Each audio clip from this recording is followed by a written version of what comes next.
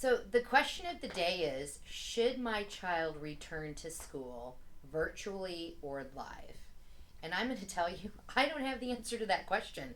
I think that's an individual consideration based on your family and your child and their needs and medical needs, and whether you have extended family in your home or whatever your personalized situation is.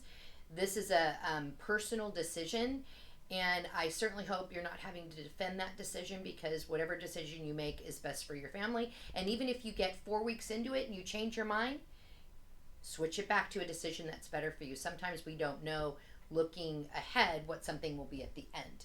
I do, from what I understand, the school districts are not even 100% sure what this is going to look like right now, and whether it will stay what the decisions are now, whether they will stay that way moving forward. If we have a outbreak that goes above 15%, or we start getting teachers or classrooms sick, there's changes that will have to be made, and we don't know what those are. But that being said, make the decision you need to make. I am going to post on this blog. There was a resource that I was told about yesterday that was on NBC, and the docs at UT Southwestern, pediatricians and docs, got together and came up with recommendations for parents for in school or not in school types of learning. So we will include that link for you when we post this, so that you're able to look at that, because that's real nice and fresh. But if you are looking at this blog, you can always go to the NBC DFW and just put in "should my child go to school," and that should pop up for you. So we can see what the medical experts say. But we do know if there are health considerations in your household, those need to be considered.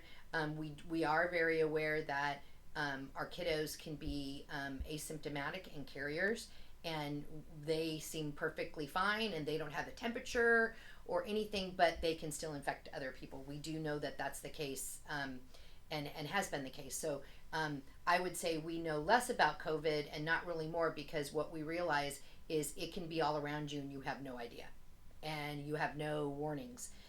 Because there are many carriers that are asymptomatic. There's a number of people they're doing research on now that have been tested, and they are positive and literally feel perfectly fine. So we don't know.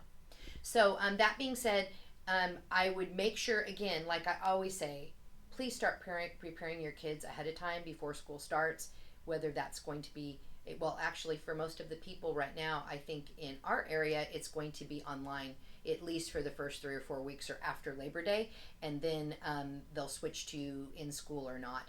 But start preparing your kiddo. If they're not wearing masks, you're going to need to do mask training. If your kiddo is a client here, we can certainly do that here. We do it all the time. So you're going to want to make sure that's going on. We're going to want to review hand washing, that hand washing is not 5 seconds. It's 25 seconds. So we want to, teach them to sing the song or whatever they need to do that they're doing. Most of our kids are pretty good with hand sanitizer, but we want to make sure that they're doing that. So start all that preparation process. Even if they're doing school online and it's synchronous and asynchronous, they're going to have to get up in the morning. So we need to start working those schedules back and figuring out this new normal that's going to be in our household, which I'll tell you, my kids are out of school. I'm quite thankful. I have a lot of compassion for you parents that are having to work and do this. This could be quite a challenge. But I want you to know that we're here for you. We're going to continue to be open. We're going to continue to do therapy. We have several families that are switching to homeschooling, and so they're coming in the earlier hours, and we're doing their PE, and we're doing activities. But we can help you with that process, even if it's a screen time issue or anything. Just know that we're here to help you and support you through that process. I really don't know what it's going to look like for our parents and kiddos that have IEPs in place that are in special education.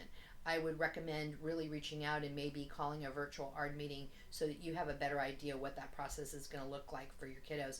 Many of our kiddos with intellectual disabilities require very hands-on intervention, and they really aren't candidates for telehealth at 6 hours during the day. So those are things you're going to want to make sure you reach out to your school ASAP and start addressing. So best of luck with school starting.